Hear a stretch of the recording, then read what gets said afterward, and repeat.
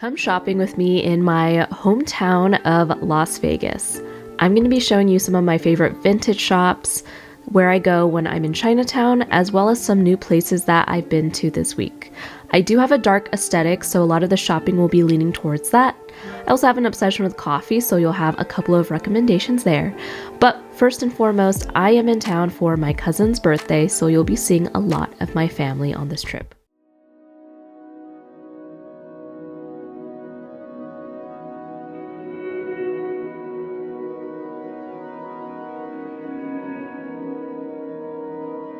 Okay, this is going to be a shopping guide of where to go and fun places to go while you're in Vegas.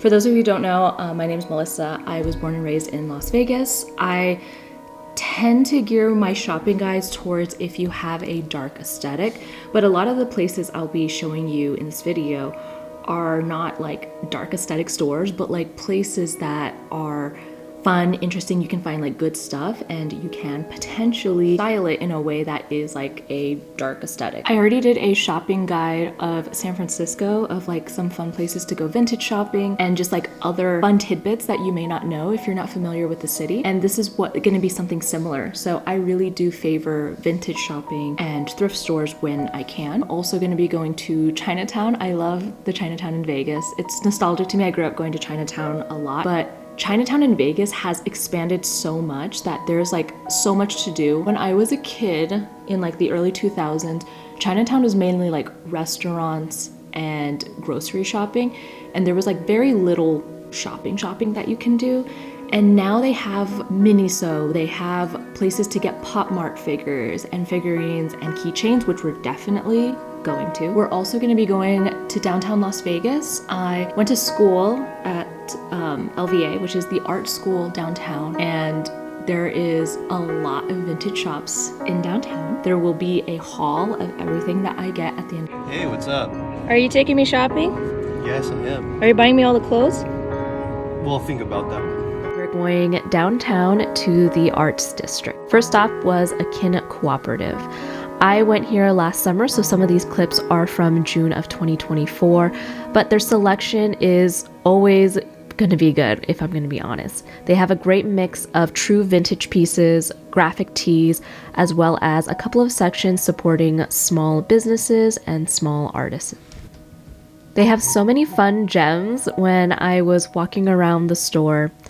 I even found this Gunny Sacks dress, but it was not in my size, but I was still very excited to see a black Gunny Sacks dress because it's kind of rare. I did try on a couple of things. I regret not getting this dress, if I'm being honest. However, I did get this dress. This is a dress I got last summer, but overall it just gives you an idea that they have a very good collection. Whenever I'm in Vegas, my family always loves to take me to Alt Rebel. My cousin Alora actually introduced me to this place because this is where she goes to donate any of her designer items. So you're gonna get a mix of new stuff as well as some true vintage, but if you're looking for some designer pieces, this is probably where you're going to find it. But there's also some new items. I actually got this dress last year. I love their lingerie section, so there are a couple of things that you're probably gonna like at Alt Rebel. I even found this Betsy Johnson tote bag that I was so close to getting. But my favorite place that I went to on this trip was Red Cat Vintage. I feel like everyone in my family got at least one item from this place. They just had so much to choose from. They had 2 rooms, so they had a huge variety in the front as well as the back room. They ranged from women's wear, men's wear, and most of the pieces were definitely true vintage. They even had a great shoe selection, which was super unique in comparison to some of the other vintage shops that I've been to. They also have vinyl up at front. My cousin got this Eddie Bauer sweater, and I may have gotten this beautiful leopard print coat that caught my eye. It was kind of hard to ignore, so I definitely had to try it on. I always stopped by Cinnamore Studio, but I've never actually gone inside, so it was actually super exciting to finally go inside. I actually got to meet the owner, and she was super sweet. And one of my favorite things about Cinnamore is that you can definitely tell that the owner has a dark aesthetic if you like peek around. She also has a huge love for leopard print. So I was super excited because I will always love leopard print. If you walk a little further down from Red Cat, you will run into Glam Factory, which my cousin and I found out was owned by a half Filipina, which was super exciting. She found out that we were Filipino because she heard my cousin call me ate. So it was really fun and super nice to talk to the owner. The collection at Glam Factory was so gorgeous. They had some of the best lingerie and loungewear collection, but overall, just everything in their store was stunning. I've actually been to Glam Factory before and I have gotten a coat from them. And I feel like Glam Factory is one of those places that you just have to go to, whether it's women's wear, men's wear, or little trinkets and bags. I definitely got a beautiful piece from here, which I'll show you at the end of my video. But overall, Glam Factory is just a super fun place that you have to go to, and you're most likely going to find a great piece. Next door, not true vintage, but retro inspired or retro reproduction is Rockin' Betty.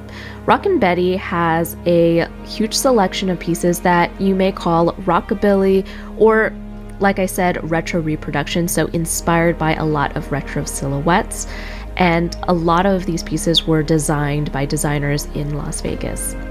I love Rockin' Betty, especially if you are looking for any cardigans, tops, any great basics that are akin to retro styles, such as like between the 1940s to the 1960s. Also in the downtown area is this year-round Halloween store called Nightmare Toys.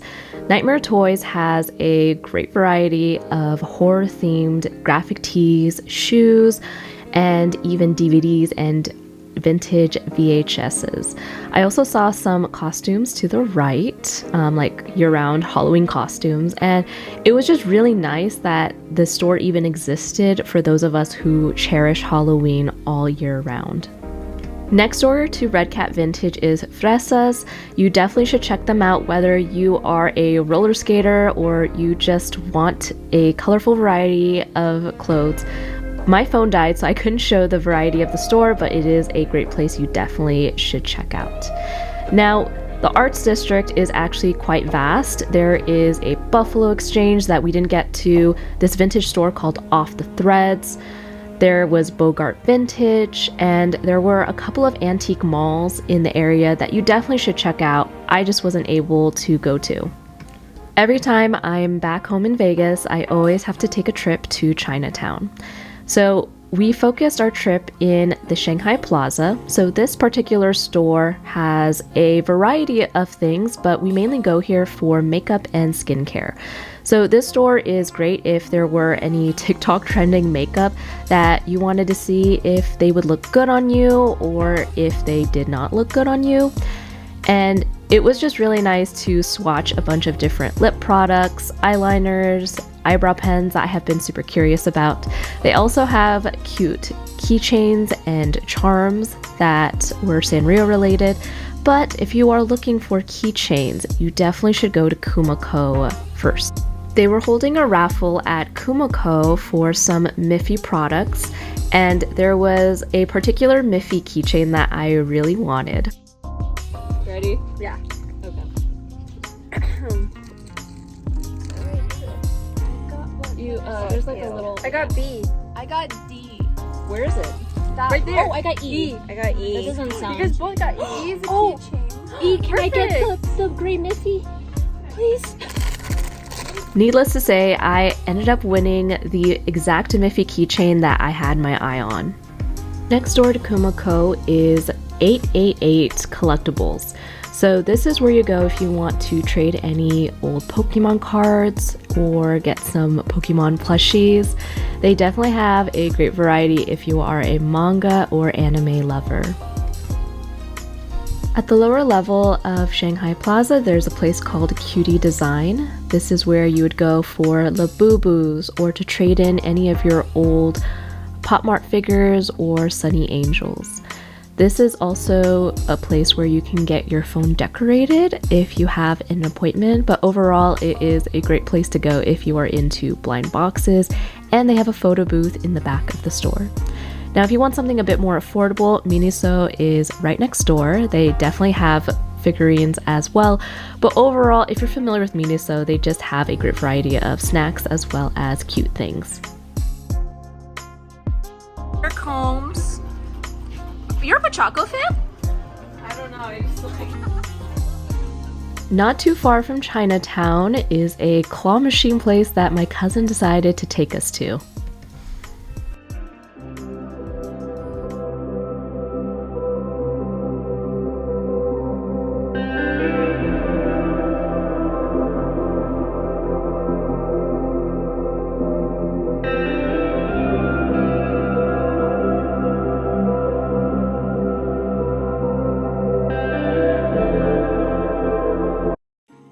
For this first coffee shop, Better Days, is co-owned by one of my old classmates from high school.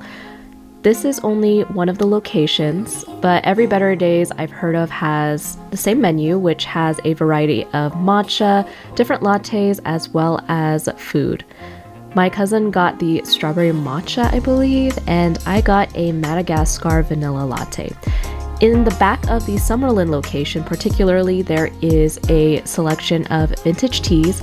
So this was their selection from last summer. My cousin got this vintage Elvis t-shirt. So again, this was last summer. Around this time, they had more vintage sweatshirts and hoodies. Next coffee shop is Coffee Class. My favorite thing to get from Coffee Class is their blueberry cobbler coffee, which literally tastes like a blueberry pie. They also have great breakfast selections, but honestly, this place is worth it. And I don't even like sweet things all that much. At this point, Mothership is a household name. This particular location is in Summerlin, downtown. This was my first time going to this particular location, and I actually really liked it. It was super cute. I just got a cappuccino. I like my coffee pretty simple and strong, and it was pretty good. The first Mothership I've ever been to, though, was in Ferguson, and if this is your first time, I definitely recommend going to the one downtown. Vesta Coffee is another household name in Vegas. They have two locations, so they have one downtown, which I recommend going to in terms of atmosphere and coziness.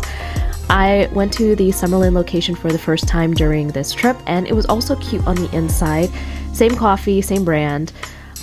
This is my first time getting breakfast there. I do recommend this place if you are a coffee snob like me. I love their cappuccino. Their espresso is very tasty and strong. My brother got their standard breakfast sandwich, I believe, and their matcha, and I got their truffle croissant sandwich, which was delicious. Dutch Bros is a great alternative to Starbucks if you like to customize your drink with a variety of different syrups, or you just like to have variety in general. I don't have Dutch Bros where I'm at, so I wanted to try Dutch Bros for the first time. My cousin got a chai latte. So I got a frozen cold brew with just a caramel drizzle, so there's no other sugar in it, and I don't like my things super sweet. So it's like that perfect amount of sweetness, and it's super refreshing. As we segue into my last coffee spot that we went to on this trip, this also segues into the food section of my video. Makers and Finders, so there are other locations. This is the one in downtown Summerlin. I had brunch here with my grandparents. This coffee was really sweet, a little too sweet for my liking. It was their dulce de leche latte. It wasn't for me, so I ended up giving it to my grandma, but their breakfast empanadas was delicious. It was super cheesy, had scrambled eggs on the inside. My cousin got their churro waffles, and overall it was a really fun brunch spot to go to with my family. If you're in Vegas, you have to do either all-you-can-eat Japanese or Korean barbecue or all-you-can-eat sushi. And 888 Japanese barbecue has both. And for dessert, they even offered s'mores. They also have an 888 Korean barbecue not too far from this location, and it was also delicious. Overall, whenever you're in Vegas, you can never go wrong with most all-you-can-eat barbecue places. 888 is my favorite. For some quick drinks, just because my cousins and I didn't want to end our night too early, we went to La Mai, which is a Thai restaurant. I got their La Mai old fashioned, and it was very strong, but very, very tasty. And as a quick little bite, we got the oysters. I really liked the freshness of the oysters and the green sauce on top, but wasn't a fan of the fried onions. And funny enough, this was one of the best coffees that I've had on this trip, which is you see in the back. There isn't an In-N-Out where I live, so whenever I'm in Vegas, I always have to get an In-N-Out. The burger is just the freshest burger that I've ever had in terms of fast food places, and I always get their animal fries without spread. Don't hate me, I'm just not a fan of Thousand Island dressing, and that's pretty much what the spread is. But overall, the burger is always so fresh and juicy. I'm sorry I don't have a lot of food places to show on this trip because I was here for my cousin's birthday. You know that's the way to get back to her. Which one do you want, Melissa? The one you're cutting right now. And majority of this trip was meant to spend time with my cousins and my grandparents. And overall, even though this was meant to be a shopping guide trip, I also wanted to show you all what it was like to be with my family. Vegas will always be home to me no matter where I move to, so this definitely won't be the last Vegas video you'll see. But let me show you what did I get on this trip this time around while I was in Vegas. So I definitely had to get that leopard print coat. This officially is my third leopard print coat in my collection. I also got this vintage 1940s swing coat. I mainly got this because it kind of reminded me of Ellen from Nosferatu. I know it will need some styling to actually get there, but overall I'm very happy with my purchase. I also got from Rockin' Betty this cardigan and top. I felt like these were really good basics to add to my collection.